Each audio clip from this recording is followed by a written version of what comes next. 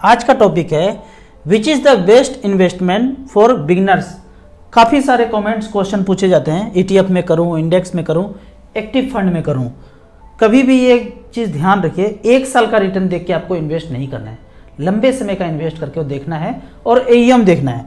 तो यहाँ पे मैं लास्ट 10 ईयर्स का रिकॉर्ड ले रहा हूँ और टॉप का 5 फंड 3 कैटेगरी में, एक्टिव जिसको फंड मैनेजर मैनेज करते हैं, एक्टिव फंड बोलते हैं उसको, ईटीएफ एक्सचेंज ट्रेडेड फंड और इंडेक्स, ये 3 कैटेगरी में लिया हूं। ज़्यादातर बोलते हैं ईटीएफ करना चाहिए, इंडेक्स करना चाहिए।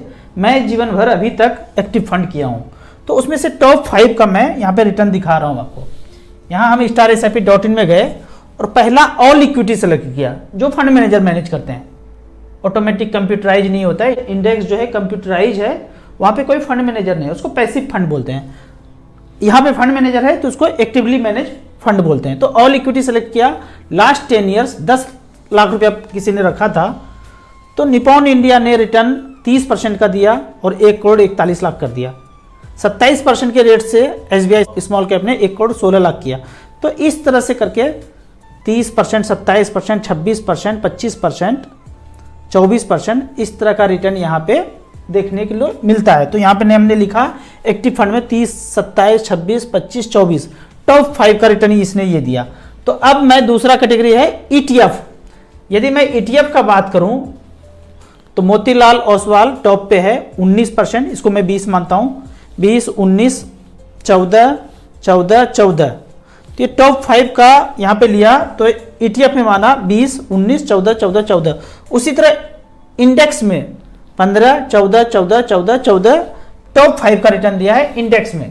आप ये सब StarSIP.in में जाके 53 नंबर पे इंडेक्स फंड है, ईटीएफ 55 पे है, तो हमने इंडेक्स सेलेक्ट किया। तो ICC prudential Nifty next 50 index 15% का रिटर्न, 14% का रिटर्न, 14, 14 इस तरह से करके ये सारा हमने मेंशन कर दिया। पिछले 10 साल का ये रिकॉर्ड हुआ। अब 5 साल का रिकॉर्ड लेते हैं। 5 साल के रिकॉर्ड में देखते हैं साफ साफ। पहला ऑल इक्विटी लिया, क्वांट स्मॉल कैप पिछले 5 साल में 10 लाख का 35 लाख बनाया, 28% का रिटर्न दिया है। दूसरा फंड है क्वांट इंफ्रा, इसने 29 लाख बनाया है, वन टाइम 5 लाख रुपए इन्वेस्ट किया, 23% का रिटर्न दिया। तो यहाँ पे हो गया 28, 23, 22, 22, 22। तो हमने यहाँ पे मेंशन कर दिया 5 साल में 28, 23, 22, 22, 22। उसी तरह ईटीएफ ने 18, 15, 13, 13, 13 दिया। इंडेक्स ने 12, 11, 11, 11, 11 दिया। तो जाहिर सा बात है एक्टिवली मैनेज फंड ने ज़्यादा अच्छा रिटर्न दिया है। एक चीज़ जान लीजिए, कितना भी बवंडर हो जाए, जब गिरने के बाद ही कंप्यूटर देख पाएगा कि क्या हुआ। और गिरने का सिलसिला अगर 10-15 दिन से स्टॉक में है किसी स्टॉक में, तो फंड मैनेजर को पहले ही पता चल जाता है। मैं हमेशा उदाहरण देता हूँ कि सत्यम में जो हुआ या आगे भी कोई फंड हुआ, तो फंड मैनेजर पहले ही उस स्टॉक से निकल जाते हैं। जबकि इंडेक्स में वो बना रहेगा, गिरते गिरते जब इंडेक्स से बाहर आ जाएगा तब वो उस फंड से बाहर निकलेगा। मान लो आपने सेंसेक्स 30 का इंडेक्स लिया है, तो 30 फंड से जब वो बाहर आएगा तब जाके उस स्टॉक से आपके पोर्टफोलियो से निकलेगा। लेकिन फंड मैनेजर उसको पहले ही निकाल सकते हैं, उनको पता पहले चल जाता है। तो इस तरह से करके आपने एक्टिव, ईटीएफ और इंडेक्स में क्या क्या कितना कितना रिटर्न का अंदर है वो आप देख सकते हैं।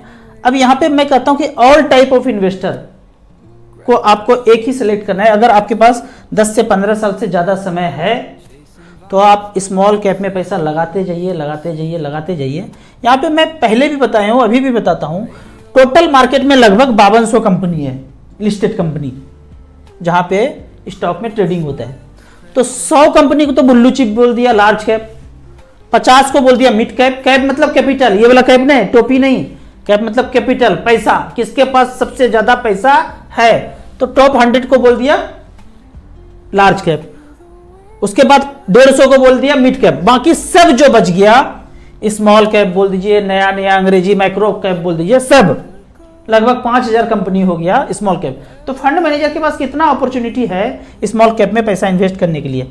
यहाँ पे एक क्वेश्चन पूछा गया है, ये क्वेश्चन इस तरह से है, कमेंट्स में बेहतरीन क्वेश्चन लगा मुझे। राजू जी प्लीज मेरा पोर्टफोलियो बताइए। Quant small cap 4000, Nippon small cap 4000, SBI small cap 4000, DSP small cap 2000, Kotak small cap 2000, axis small cap 2000, बेहतरीन चल रहा है।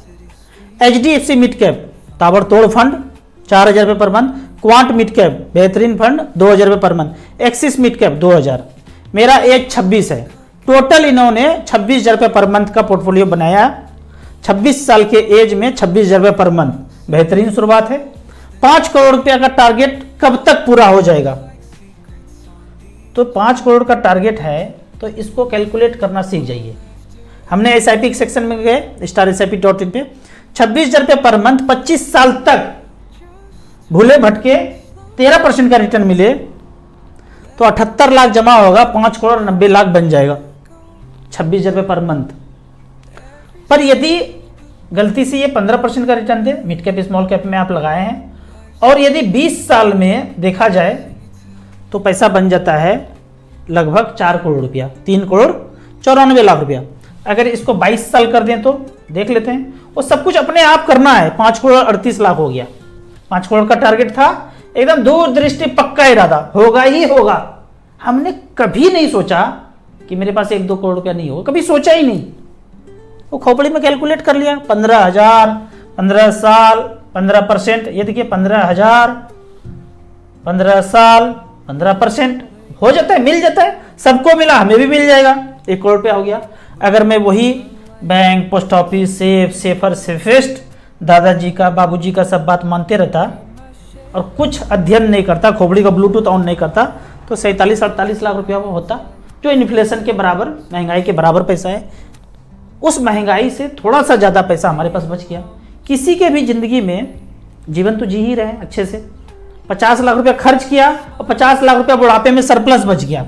अगर यहाँ पे 15% मिल गया तो आधा पैसा खर्चा हो गया और आधा पैसा 50 लाख भी बच गया ना, तो फाइनेंशियल फ्रीडम आ गया, पूरा बुढ़ापा ज़िंदगी अच्छे से कट जाएगा। अब यहाँ पे मैं संडे को 11 बजे YouTube लाइव पे आ रहा हूँ।